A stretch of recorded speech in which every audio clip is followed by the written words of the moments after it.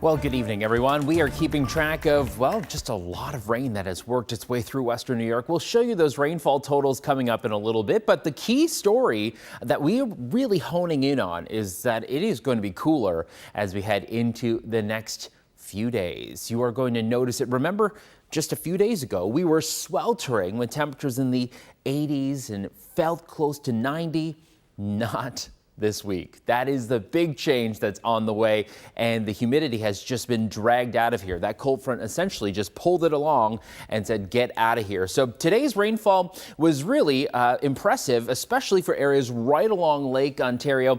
That's where we had the flash flood warnings in place, and also this little area here bordering northeastern Erie County and western Genesee County also had a flash flood warning. But generally, most areas got a little bit of rain. I think if you were south of 20A, it was all right. It wasn't that impressive. But if you were north of the 90, you just got drenched today. So that was the main story here. The rainfall totals tell the story here. Olcott got 3 inches of rain. Burt picking up 2 3/4 of an inch. Albion just over 2 inches of rain. Akron about 1.5 inches, and same for North Tonawanda. Areas in Niagara and Orleans County, everywhere here were just soaked. I mean, Carlton was also included in this. Youngstown, Lockport, all saw really impressive numbers, but these were the top 5 that really caught our attention. These were reports from the National Weather Service. But, you know, in terms of the drought monitor, you'd probably think, well, after today, how could you still have a drought? Well, I mean, you do want to have consistent rain. Sometimes 3 inches of rain all at once just doesn't cut it, just doesn't do anything because all of it runs off into the sewers. But, you know, we got enough where this little kind of, what would we call this? A pear-shaped type of patch is shrinking. This moderate drought is shrinking.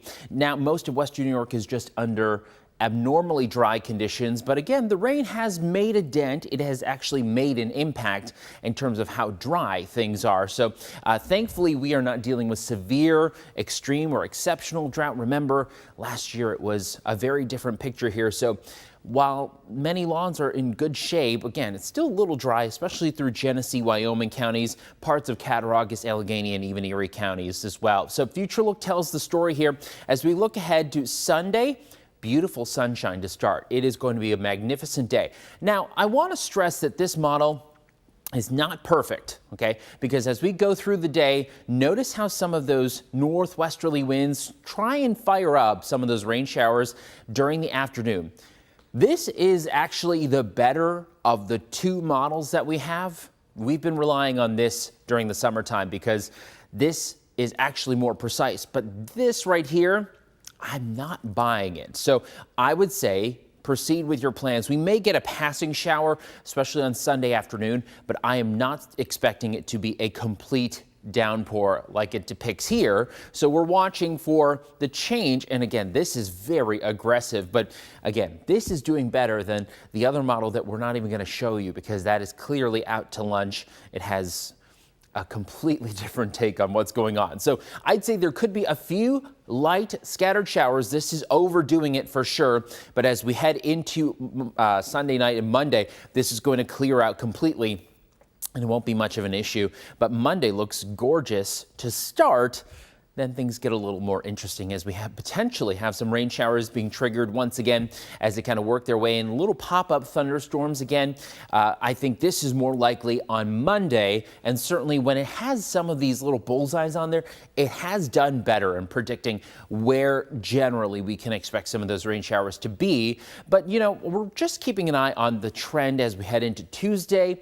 It is also going to be another comfortable day as well. Tuesday looks great. Look at that. We'll have a bit of a northerly wind, and it's not all that bad. I mean, in terms of, you know, compared to what we were dealing with, the sweltering heat, Tuesday's going to feel really nice. Wednesday is also going to be beautiful. Look at that nice northerly flow, some variable winds as we kind of shift the winds back to the south. So Wednesday looking fantastic. If anything, it's just a few clouds. But then as we head towards Thursday, that's when things will start to change. Notice as we're watching more cloud cover building in, here comes some of those showers that try and sneak in. So I do suspect that later on Thursday, we could get into a few rain showers, and some of this rain rain will linger into early Friday morning. We're watching that closely.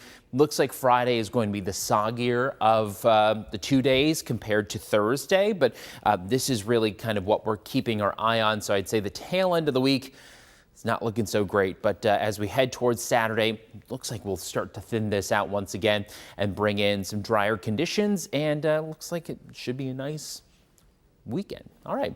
In terms of the dew points, all right, this is what we've been waiting for.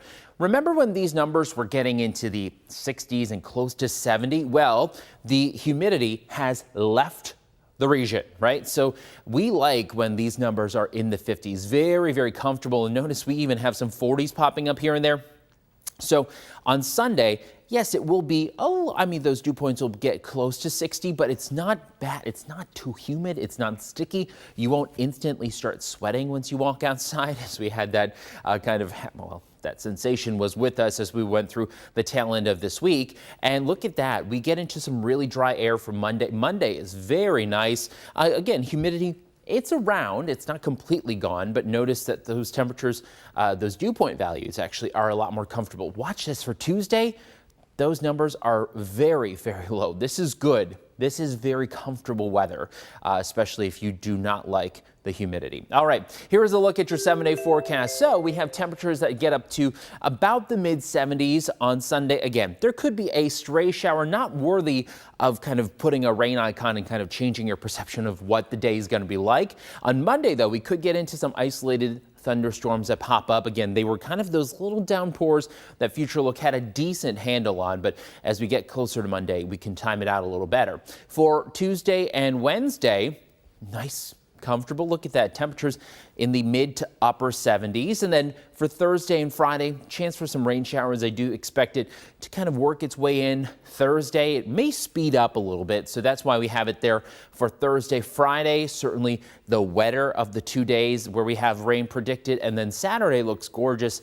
Temperatures again in the upper 70s. But notice this is not oppressive heat. This is not oppressive humidity. This actually kind of feels like a warm fall stretch. It's kind of confusing because this is the end of July and beginning of August as well. So again, you kind of get all 4 seasons in Western New York, sometimes just packed right together. For Sunday, again, for the south towns and the southern tier, I do expect everybody to get pretty much to 75. It's a little cooler for the south towns of the southern tier on Monday, chance for rain showers there. Tuesday and Wednesday look absolutely stunning, and I don't suspect that wildfire smoke is going to be a big player this week in terms of our forecast. Again, rain for Thursday and Friday, a little cooler for us there, and as we head into next weekend, it's looking good for now. But of course, things can change, but in terms of this forecast, I think we're pretty locked in on a number of dry days, but a few wet days tucked in there as well. Thanks for tuning in.